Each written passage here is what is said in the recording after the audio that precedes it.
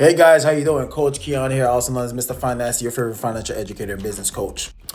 So one of the things that a lot of people like to ask me is, where should I save my money?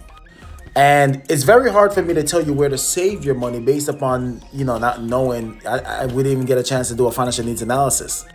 So for me to tell you where to save your money without knowing how your money is and how your money look, that's actually a disservice to you.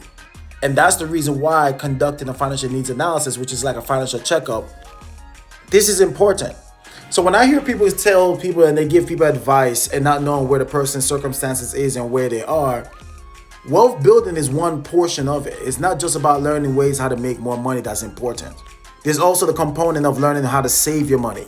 There's a component of how to grow your money. There's a component of how to protect your money. See, these are the 4 pillars that you must learn in order for you to understand really the components that are needed to build your money. And these concepts require us to have a mindset. So you got to learn why it's important to make, save, grow, and protect your money. But here's one thing I did learn before you start to save and invest your money. 2 things you must always consider.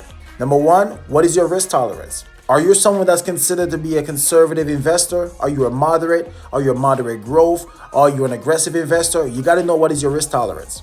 And then number 2, you also got to learn, how your money's going to be taxed when you need it. Is your money going to be taxable? Is it going to get tax deferred? Or is it going to be tax advantages?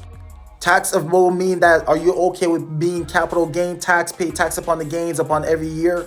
Are you someone that would prefer tax deferred, where you're going to pay taxes upon every withdrawal for the rest of your life? Are you someone that wants to learn about tax advantages, where you don't want to pay no taxes upon your distribution or on the growth?